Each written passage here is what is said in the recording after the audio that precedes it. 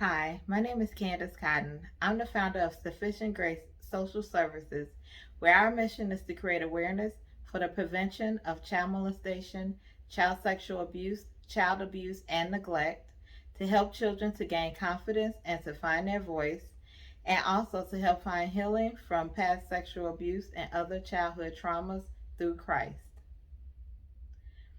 I know it's been a while since I've read some of my book. Like the last chapter that I read was chapter 3, and so the past couple of weeks I needed a break, just because this book is a lot for me. It, as I explained before, it's a lot of hurt and pain that I went through in the past, and some of the things I might not really be over yet. Some of the things I'm still working through. And so, yeah, it takes me a little while to process some things. And in the last couple of weeks, I've been kind of like not wanting to read anymore. But I made a commitment, and I'm going to see this through. So today we're working with chapter 4. It is called Adult but Not Yet Grown. And I have no clue what this chapter is about, actually. I think I have a bit of a clue. It's only 2.5 pages, so we should get through this pretty quickly. Hopefully, I won't cry. I probably will cry. Who knows? All right. So, it starts off, the abuse never stopped throughout all of the time. He just found other excuses to come around me.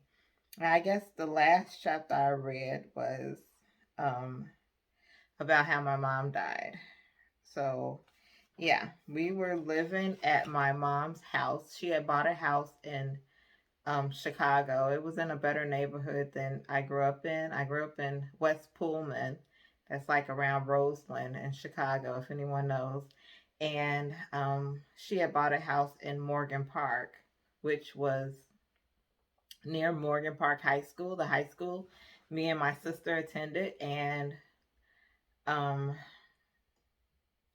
yeah, so it was a better neighborhood, and we lived there for 2 years. And my mom died, and we ended up moving away after that. I don't know. I think, yeah. But my uncle still continued to abuse me even after that, because he would just, well, see, and this is where I blame myself a little bit. I know I was a kid. I was about 16, 15, 16, I guess.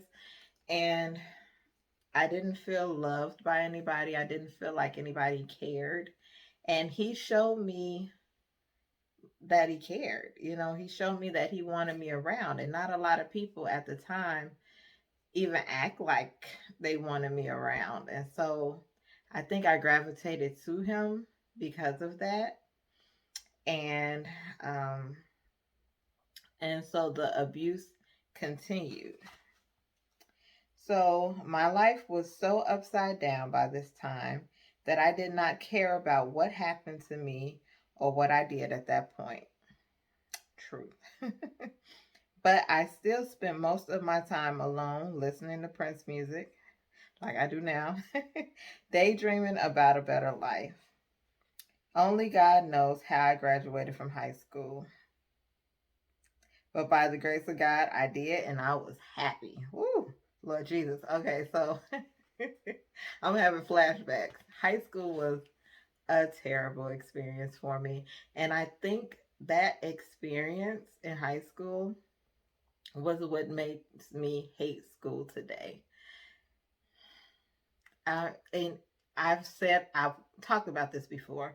Well, I don't think I touched on the fact that about my associate's degree. I have an associate's degree in business administration, And um, it took a long time to get that. I mean, it took years. I finally graduated with my associate's degree in 2017.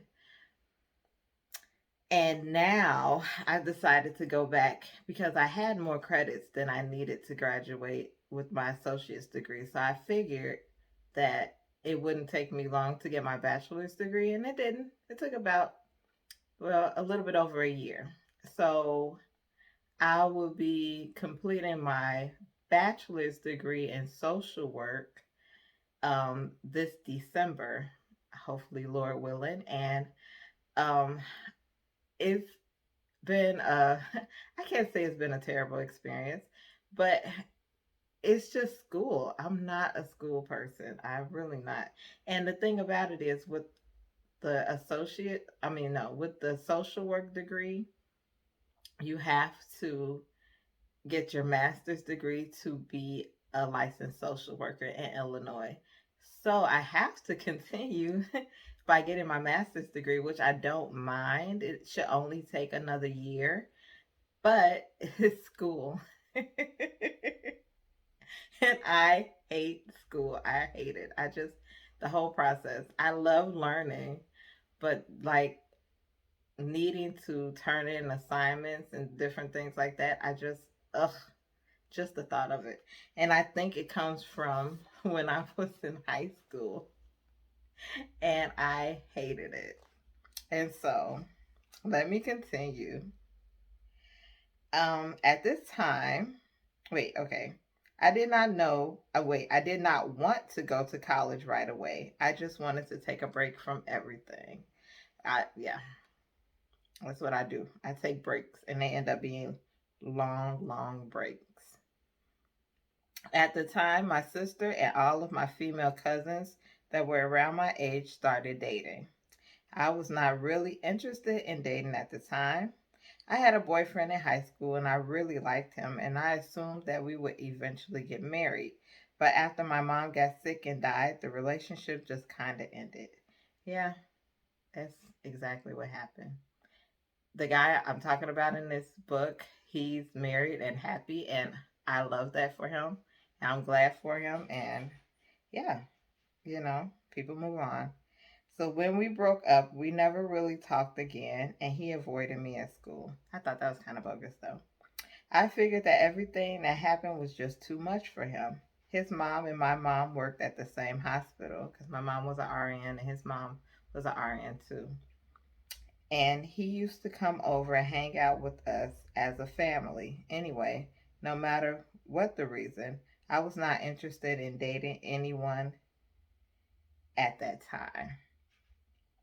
I was still being abused, and also I just had a lot on my mind. Even though I did not want to date anyone, I felt pressure from the fact that everyone else had someone, and I guess I started to want someone in my life too. Peer pressure.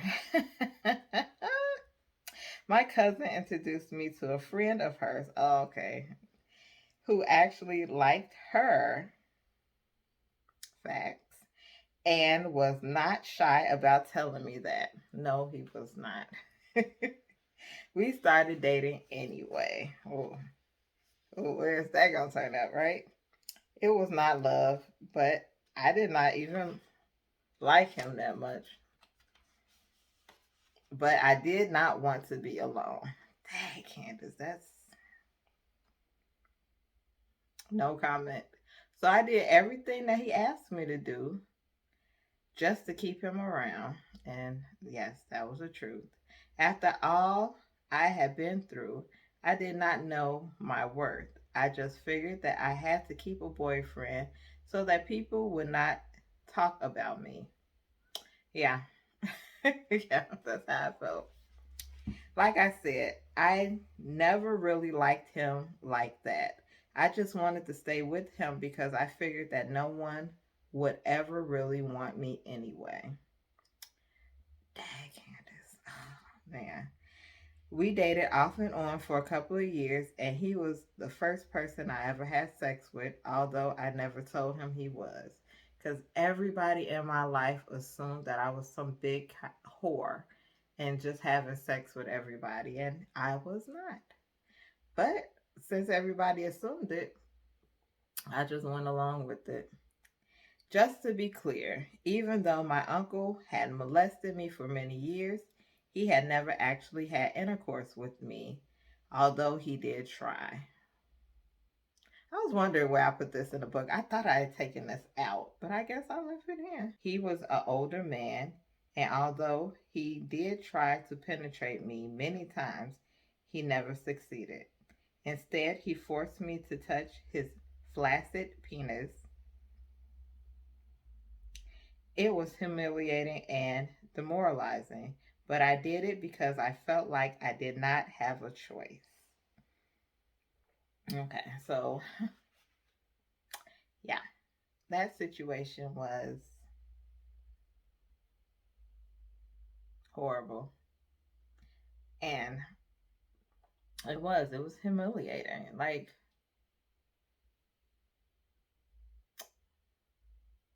I'm not gonna cry. But can you imagine somebody that's like 8, 9, 10, 11, 12, 13 years old, and someone that's in their 50s or 60s?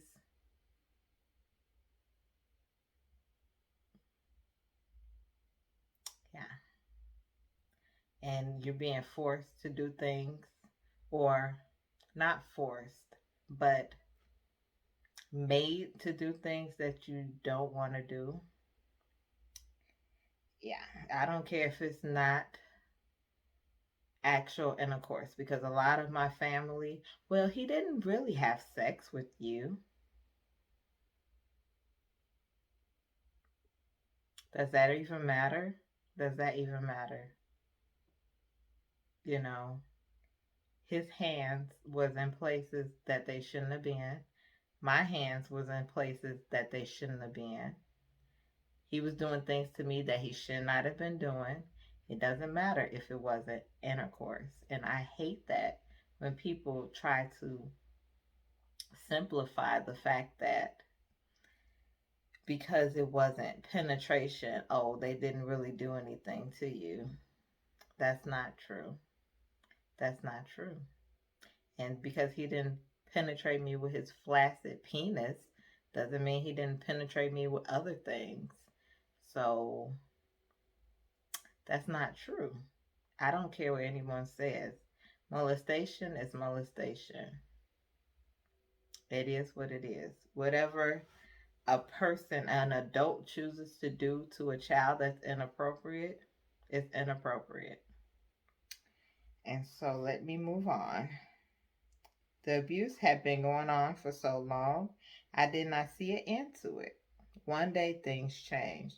While dating my, I sprained my finger, but I wanted to do air quotations, boyfriend. Yeah, I should have my brace on, but yeah. While dating my boyfriend, I became pregnant with my daughter, and I told her father what was going on with my uncle. I told him I did not know what to do, and he suggested that I just stop going around him. So I did. I cut off all contact with him and my aunt for a while.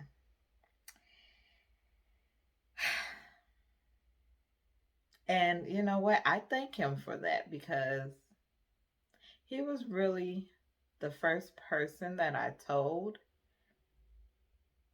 Well, he wasn't the first person I told, but he was the first person I told that kind of stood up for me and was like, you know what? No, this is not going to keep going on. And so I really thank him for that. But at the same time, let me read on. Okay. At the time, my daughter's father was very cruel towards me. He talked about me and would make me cry. He also would take my car and he would be gone for days. I was left sick and pregnant with no way to get around. I knew he was just using me and that he really did not care about me. But I stayed with him because I felt that I really did not have anyone else at that point. Yeah, yeah. I was kind of isolated. At the time when I found out I was pregnant, I left my dad's house because I knew, I already knew he was going to kick me out. And so I left before, and I didn't tell anybody I was pregnant. Well, the reason why I knew was because, well, I'm not going to say that because that's other people's business, but I just knew. And so I had some money left over from um, when my mom had passed away. She left money for me and my siblings, and this person who is my daughter's father helped me spend all of it. And I had just enough left over to rent out an apartment for a year. I didn't have enough for furniture or anything else, but by the grace of God, I had enough to rent out an apartment in Blue Island, Illinois, for a year, a 1 bedroom apartment. So let me see, where was I? I knew that he was using me. Okay, I read that. He helped me spend all of the money that my mom left me when she died. My dad did not want him to come to his house anymore. He didn't. So, with the last money, I rented out an apartment for a year, and I just had enough money left to buy an air mattress to sleep on. Oh, yeah. That was the only furniture I had, an air mattress. I forgot about that. And then, funny thing, um, my cousin's boyfriend at the time thought it would be fun to jump on my air mattress and popped it. And so I was sleeping on the floor. Yeah. How old was I? I was 18. I was 18 at the time. I was 3 or 4 months pregnant at the time, and I had never lived on my own. I was 19. No, I was not 19. I had my daughter. Wait, no. Okay, yeah, I was 19. I was 19 because I had her when I was 20. I had no job, no money, no food in the home. Um, my daughter's father would leave me alone in the apartment for days at a time, and he would be gone with my car. I was very sick when I was pregnant, very sick.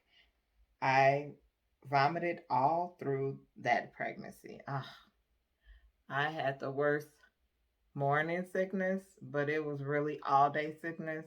And it didn't matter that I didn't have food in the house because I couldn't eat. I could not eat. I actually lost weight when I was pregnant.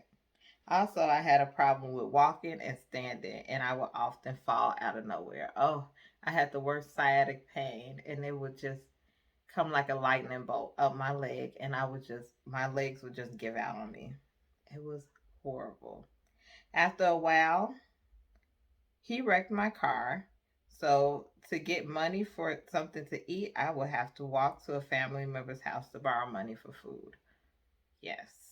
Oh man, I remember one time I walked all the way from Blue Island, where I live, to Beverly, which, let me see, it wasn't that far. It was straight down Western. I lived right off of Western, 119th, like, no, 122nd in Western. And my family member's house was like on 92nd, right off of Western. So it was a good walk. Yeah. And oh gosh, the things I went through. Okay, I read that. Sometimes my father, the father of my child, would come bring food to my house, and sometimes sometimes so would his family members.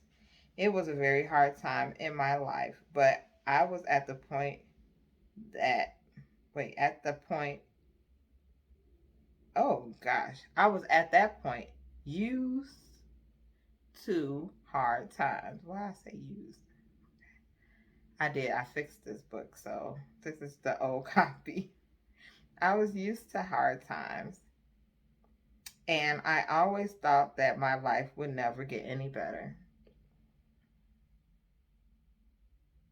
Yep.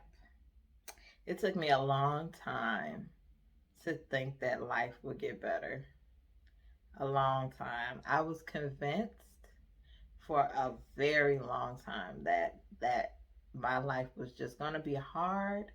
And you know what? I thought that for such a long time that sometimes now it creeps back in, you know? And I think, oh, this is all life is going to be. It's just going to be hard. And I'm never going to get to a point where I'm like, okay, you know, I have a moment to just enjoy life. But I have to look back and be honest with myself. I've had so many moments where I enjoy life. But the thing about it is, we tend to forget about the good times way faster than the hard times. The hard times seem to stick out in our minds a lot more. And so I think that's what it is. It's like I I think about the hard times and it's like, oh, it's so many. But there's been good times. There's been great times, you know, so I can't really say everything has been hard. Okay, so I was so young and dumb that I never even told any of my family members I was pregnant until after my daughter was born. I never even got prenatal visits until the very end of my pregnancy, which is true. Sad to say. And thank the Lord, my daughter is fine. She was born with all her appendages, but she was overdue. But and she was really small because I couldn't eat anything. Not long after my daughter was born, I found out that her father had another girlfriend and had been using my car to go meet and hook up with different people. Our daughter was about 2 months old when we broke up for good, and we have not been together ever since. And that is true to today. Actually, my daughter's father is, he's a good dad to my daughter. And he's married, happily married. And, you know, I have no problems with him, actually. None at all. Right after my daughter was born, I started really thinking about my life and the way it was going. I was so tired. So I really started to question God about my life. And for the first time, I started to seek out God and His Word, which is true. I began to go to church and got baptized. I had tried to share my faith with with the father of my child, but he would just talk about me and put me down. So I prayed to God that if we were not supposed to be together, please make it clear to me and please give me the strength to let him go. And the Lord answered my request. Praise the Lord. Yeah, I remember that. I remember thinking to myself, I'm like, if this is not supposed to be, God, make it clear that, make it so that I know that we're not going to be together and this is it. And not too far after that is when I found out that he had a girlfriend. And I was like, this is my sign. This is it. Lord Jesus, thank you. And when I found out at first, I was like, man, you know, but then I was like, Lord, thank you. Lord, thank you. Because I knew he was not the one for me. I never really even liked him like that. Oh, if you can wake up in the morning, this is just a side thing. And no knock on him. But this is the thing. And I thought about this after I was married to my husband, my ex husband now. But when you wake up in the morning and you're like laying next to somebody that you really, really know you're not supposed to be with, and it's like you smell their morning breath, and it's like you just want to crawl out of bed and just like melt to the floor. It's like, that's not it. And that's friend, and I was thinking that because this was like whenever like my ex-husband and I would wake up and we would kiss, and it was like his morning breath was nothing to me. And I would think back to like my daughter's father, and it was like, ew, ew. No knocks to him, no shade, seriously. But anyway, so where was I? All right, my sister and her young twin started to live with us, and after a while, my year lease was over, and we all had to move out with nowhere to go. So we all went to a homeless shelter. The shelter was in the same neighborhood that we grew up in, which my dad lived in, which was West Pullman. It was an emergency shelter that was only supposed to hold families for 30 days, unless they could not find anywhere else to place you. My sister and I stayed there with our children, which my daughter was less than a year old, and my sister's twins were a little bit over a year old. While we were living there, my sister married the father of her children, and she moved in with him. My daughter and I stayed in the emergency shelter for a couple of months before we were placed in a home for young women under 21 with one child. And at the time, I was 20. I had my daughter when I was 20, so she was under a year because our birthdays are pretty much almost the same birthday. And so um, when she turned one, I turned 21. It's like that. So I always think, how old am I? Well, how old is my daughter? Like, so I know, right? So yeah, I it was for women and children 21 with one child. We lived with two young mothers and one it would wait. We lived two young mothers to one apartment in Chicago on 55th and Wabash. I can't remember. A part of town where I had never lived. I was afraid as I would not wait. I was as afraid as I was, not living near family and not knowing what I was going to do with my life. I thank God for the that time in the shelter because my communication with the Lord grew stronger. Yeah, oh yeah. At that time, I wasn't really talking to my dad. Me and my sister, she lived on the west side. I'm on the south side. Um, I would go back and forth, help her, because I got my car back after it was wrecked. And so I would drive from the west side to the south side, like all the time. And it was just me, my sister, and our kids. We made it work. She was living in the shelter on the west side. I was living in the shelter on the south side, and it was what it was. And so at the time, I started to realize that life was worth living. I was there from about the time my daughter was 6 months until she turned a year because I was turning 21 at the time she turned a year. When, we did not have much time to stay there. Not at all. I spent time trying to get my life on track.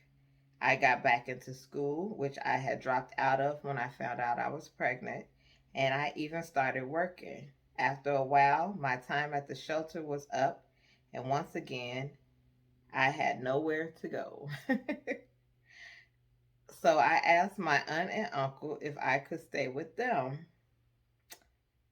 This aunt and uncle was what I wait. This aunt and uncle was what I like to say my double aunt and uncle. My aunt was my mom's sister, and my uncle is my dad's brother. At the time she was still alive. My aunt has recently passed away, But my uncle was also the pastor of the church that I attended, which I still attend. While living at their home, I was working with my aunt at her shop, as I had done off and on since I was in high school. And a little side note about that, I don't think maybe yeah, I do. I speak about it in the next chapter. So that was it for chapter 4. So yeah, grown, but wait, adult but not yet grown. I think that was the name of the chapter. Yeah, and I went through a lot. I went through a lot between the ages of 18 to 21, and even beyond. And I really, and the next chapter, whoo, is a doozy. Okay, I remember that part of my life. It was just, it was, it was not good. I'm glad I had a brief little moment before all the craziness of the next chapter, because it's a lot.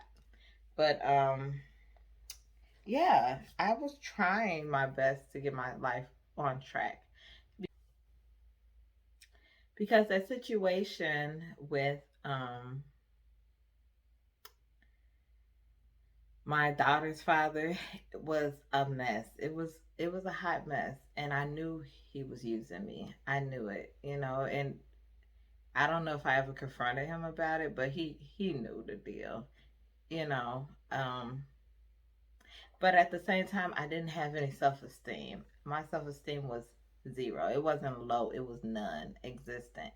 And so I basically was living life for other people. And I thought that, and when I was living in the shelter, I actually had convinced myself that maybe my purpose in life is to be like a prostitute or be some kind of thing just to please guys, because so many guys in my family, so many guys had just used me. And I thought, okay, so this is my purpose in life. I was convinced. And thinking about that now, that's so sad that I would think that my purpose in life was to be used. And this is not even a joke. That is how I felt about myself. I figured my purpose was to be used by men, because that's all anybody had ever did. And so yeah, and that is just a segue into the next chapter, because it's, yeah, just keep that in mind. And so, with that, I just want to thank you for spending some time with me on chapter 4, adult but not yet grown.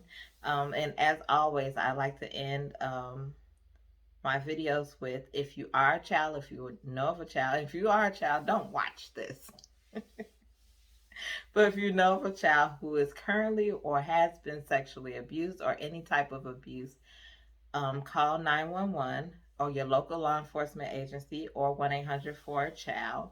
And if you're an adult who has been sexually abused as a child, or any type of abuse as a child, or if you have been abused as an adult, I urge you to please talk to someone about it, and get it out. Get your story out.